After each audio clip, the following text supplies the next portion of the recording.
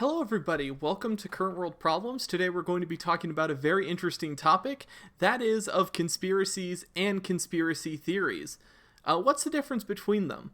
A conspiracy is a secret plot to commit an unlawful act, usually done for a political purpose.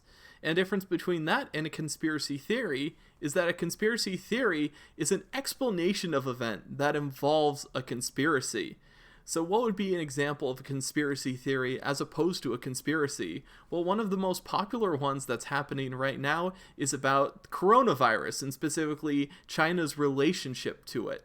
I've seen some conspiracy theories that this virus was actually created by the Chinese as a plot to weaken America. That would be the conspiracy there, would be creating the virus. But the conspiracy theory is explaining what's happening in our world now through a conspiratorial lens. So that's the difference between a regular conspiracy and a conspiracy theory.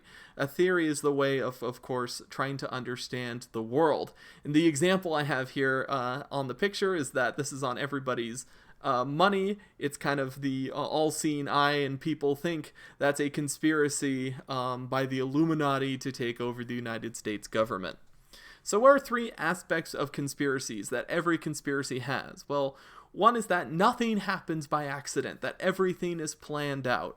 Nothing is as it seems, and everything is connected. And I have this funny picture here of the character from a 2000 video game called Deus Ex.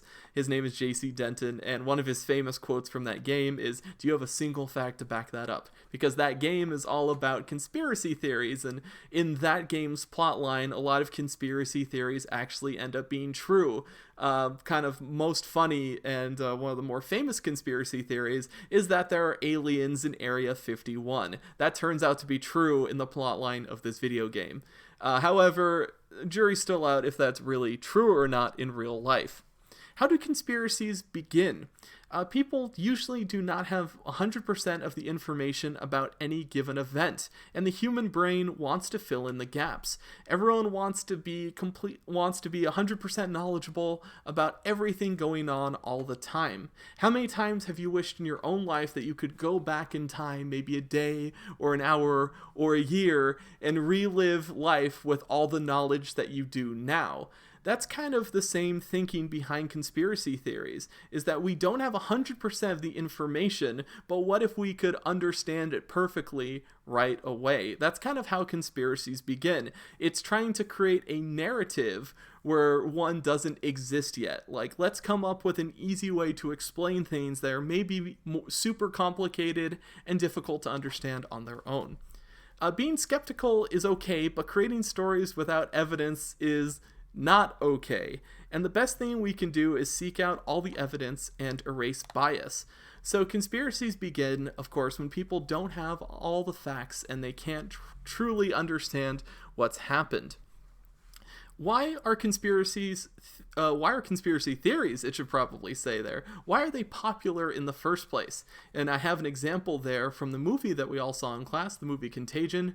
That was Jude Law's character. Remember, he was a famous conspiracy theorist and got a lot of people to go with his idea of how to cure the virus in that movie. Why are conspiracy theories popular? Conspiracies can be fun to learn and speculate about. A lot of people love learning about conspiracy theories. Think about how many movies and documentaries have been made on something like the JFK assassination, or the idea that Hitler didn't actually die at the end of World War II, that he actually went and escaped and lived the rest of his life in Argentina. There's something fun and interesting about all these conspiracy theories, and they can actually be good business. People still are making things on the History Channel and making movies and all sorts of things based on these conspiracy theories. They're really fun to speculate about, but sometimes they can definitely go too far. They can be used to promote a political agenda, and that's where conspiracy theories can get really dangerous. But the scary thing is that some conspiracies are true.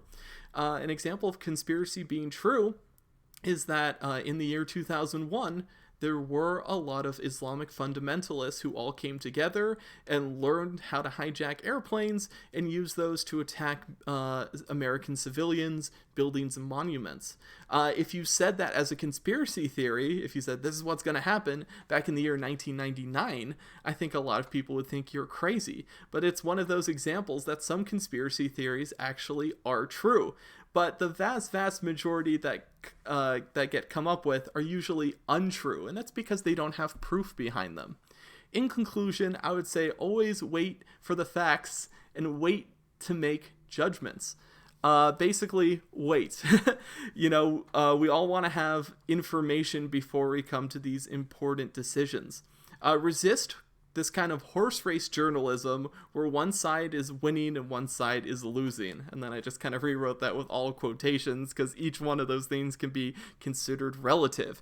But I would say watch out for any time where a journalist has a narrative to where there's two sides and one is always good and one is always bad.